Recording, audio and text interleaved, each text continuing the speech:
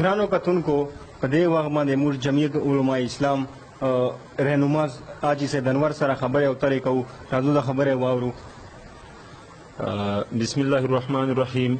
سب سے پہلے تو میں دامان نیوز کا شکریہ ادا کرتا ہوں کہ انہوں نے ہمیں موقع دیا تاکہ اس پہ ہم اپنے جو علاقے کے مسئلے مسائل ہیں، جو مصائب ہیں، اس کے حوالے سے بات کر سکیں. آج کل چونکہ میڈیا کا دور ہے، میڈیا ایک اہم کردار ادا کرتی ہے. ہم چونکہ فاٹا سے تعلق رکھتے ہیں، ہمارے ساتھ جو رویہ روا رکھا ہے وہ قابل مذمت ہیں، اور یقیناً یہ لوگ جو روتے ہیں، جو برے الفاظ ان سے نکلتے ہیں، تو ان کی مجبوریاں ہیں، کیونکہ ہمیں وہ حقوق نہیں ملتے جو انسانیت کے حقوق ہوتے ہیں. میں بالعموم پورے وزیرستان کے متعلق بات کروں گا، اور پھر بالخصوص جو ہمارا آبائی علاقہ ہے، علاقہ شکتو، اسمل، بوبڑ، شادی خیل ایریا، اس کے حوالے سے بات کروں گا. سب سے پہلے تو وزیرستان میں آپریشن ہوئے، پتہ نہیں، مجھے یاد نہیں کتنے آپریشن ہوئے، کئی نام اس پہ رکھے گئے. آپریشن ہوئے دہشت گردی کے خلاف، اس میں ہم نے قربانیاں دی، ہم نے اپنے گھر بار چھوڑا، بچے چھوڑے، اس میں ہمارے جانی مالی نقصان اتنا ہوا کہ کوئی تصور بھی نہیں کر سکتا. جب اب ہم کوئی تیز جملہ نکالتے ہیں تو لاہور والے سمجھتے ہیں کہ یہ لوگ باغی ہو گئے. اگرچہ ہم باغی نہیں ہیں، لیکن ہم وہ دل میں جو آگ ایک لگی ہوئی ہوتی ہے، بندہ اپنے آل و عیال پہ دیکھتا ہے، نظر ڈالتا ہے اپنے جو نقصانات ہوئے ہیں، تو وہ یعنی اس کے کنٹرول سے پھر نکل جاتا ہے. وزیرستان میں پہلے تو آپریشن ہوا، آپریشن کے بعد پھر ریہیب کے کام شروع ہوئے، وہاں پہ مکانات سروے شروع ہوا. تو مکانات سروے میں جو ان لوگوں کے ساتھ زیادتی ہو رہی ہے، ایک گاؤں 3 مہینے تک لیٹ ہیں. لوگ وہاں پہ گھر ہے نہیں کہ وہاں پہ کوئی رہ سکے انسان. تو ان تباہ شدہ مکانات میں سروے کے لیے لوگوں نے اپنے کاروبار چھوڑے ہیں، کوئی دبئی سے آیا ہے، کوئی کراچی سے آیا ہے. تو وہاں پہ کسی گاؤں میں 3 مہینے سے انتظار میں ہیں، کہیں پہ 2 مہینوں سے انتظار میں ہیں. ایک تو یہ سلسلہ جاری ہے، اور ابھی تک ہمارا فیز 3 کمپلیٹ نہیں ہوا ہے. اور دوسری بات یہ ہے کہ میرے نوٹس میں آیا ہے کہ جہاں ہمارے جو وزیرستان کا انہوں نے ایک تخمینہ لگایا تھا کہ یہاں پہ تقریباً 40,000 گھر ہوں گے، تو وہ 40,000 کا تعداد کب سے پورا ہوا؟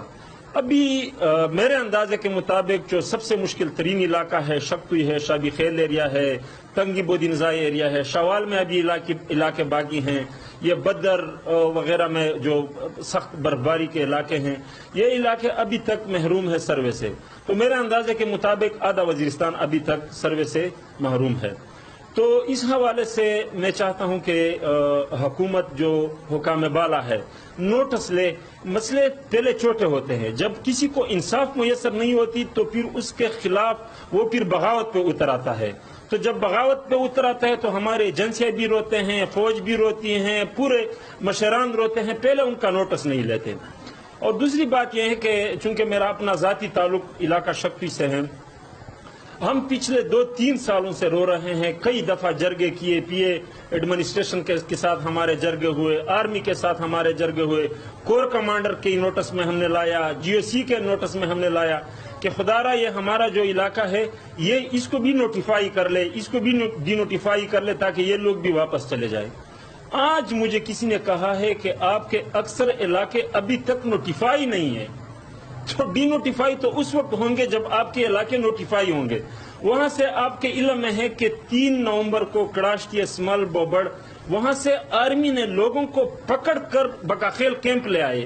ابھی تک ان کو واپسی کا طریقہ نہیں بنایا، لیکن آج مجھے پتا چلا ہے کہ ان کی ابھی تک یعنی کاغذات میں ان کو نکالا نہیں گیا ہے، ان کو شو نہیں کیا گیا ہے، اور ابھی تک ان کو ٹی ڈی پیز رائٹس نہیں مل رہے. میں میڈیا کے تھرو ان کو متنبع کرتا ہوں کہ آج کل ایک سٹینڈر چلا ہے درنوں کا تو میں ان کو شکتوئی کی طرف سے، شکتوئی شابی خیل ایریا کی طرف سے، ابھی مجھے پتا چلا ہے کہ صرف 6 گاؤں کا لسٹ انہوں نے لگایا ہے، اس کو میں خوش آمدید کہتا ہوں، وہ بھی میرے لوگ ہیں کہ 6 گاؤں کی ڈی نوٹیفیکیشن ہوگی۔ تقریباً 80 گاؤں ابھی تک رہ رہے ہیں کہ اس کی ڈی نوٹیفیکیشن ابھی تک انہوں نے نہیں کی ہے۔ تو میں ان کو وارن کرتا ہوں، چاہے وہ پولیٹیکل ایڈمنسٹریشن ہو، چاہے وہ FDMA ہو، چاہے وہ پاک آرمی ہو، چاہے وہ ادارے ہے، میں ان کو وارن کرتا ہوں، یہ پھر روئیں گے کہ آج سے ان کا نوٹس لے اور باقاعدہ ان کے مسائل حل کرے، ورنہ پھر احتجاج وہ ہوگا جو میں کرواؤں گا، جو شکتوئی اور شابی خیل ایریا کے لوگ کریں گے، وہ اس طرح کے دھرنا نہیں دیں گے جس طرح کے باقی لوگ دیں گے۔ یہ پولیٹیکل کمپاؤنڈ جتنے بھی ٹانگڈی خان میں پرانے ٹائر ملیں گے، یہ سب میں لوں گا پیسوں سے، اور وہاں یہ پولیٹیکل کمپاؤنڈ کے گیٹ میں اتنا آگ جلاؤں گا کہ پورے 4-5 دنوں تک پیا وہاں سے نکل نہیں پائے گا، میں اتنا آگ جلاؤں گا۔ تو اس کو وارن کرتا ہوں۔ آج میں پورا دن کمپاؤنڈ میں رہا، پی اے کے سامنے بیٹھا رہا، APA کے سامنے بیٹھا رہا، وہ مجھے کہہ رہے کہ بس ہو جائے گا ہو جائے گا۔ اس حوالے سے میں نے درے مسعود کا 3 دفعہ جرگہ کیا۔ درے مسعود کے تھرو میں نے ان کے سامنے ڈیمانڈ رکھے کہ ہمارے TDPs کو واپس کر دے، ہمارے علاقے کو کلیئر کر دے، ہمیں وہ حقوق دیں جو باقی وزیرستان کے لوگوں کو ملے ہیں، جو باقی فاٹا کے لوگوں کو ملے ہیں۔ لیکن ابھی تک یہ نوٹس لینے کی پوزیشن میں نہیں ہے۔ اگر ہمارا علاقہ کلیئر نہیں ہے تو ہمیں صاف کہہ دے کہ کلیئر نہیں ہے۔ 10 سال ہم باہر رہیں، 10 سال مزید ہم باہر رہیں گے، کوئی مسئلہ نہیں ہے۔ پاکستان کی وسیع تر مفاد میں ہم نے 10 سال گزارے ہیں، 20 سال اور گزاریں گے۔ لیکن یہ ڈرامے بازی اس کے بعد اب نہیں چلے گا کہ وہاں پہ لوگوں کہتے ہیں کہ آپ کی مرضی، اگر جاتے وہاں پہ خدا نخواستہ کسی کے ساتھ کوئی حادثہ ہوا تو یہ لوگ کل کہیں گے کہ ہم نے تو یہ علاقہ ڈی نوٹیفائی نہیں کیا تھا، آپ خواہ چلے گئے۔ نہ ہمارے لیے کیمپ کا بندوبست ہے، نہ ان لوگوں کے لیے کوئی ٹینٹ، نہ کھانے کا کوئی پروگرام ہے۔ تو میں ان کو وارن کرتا ہوں، یہ آج میں وارننگ دے رہا ہوں، اس سے پہلے کئی دفعہ میں چلایا ہوں، لیکن آج باقاعدہ ان کو وارننگ دے رہا ہوں کہ ان لوگوں کے مسئلے مسائل کا نوٹس لے۔ آج تک ان کا آفیشل نہیں جا سکتا، مجھے کہہ رہا ہے کہ آپ چلے جاؤ وہاں پہ کام شروع کر دے، اور ان کا آفیشل نہیں جا سکتا، ان کو پتہ ہے کہ وہاں پہ کیا ہو رہا ہے۔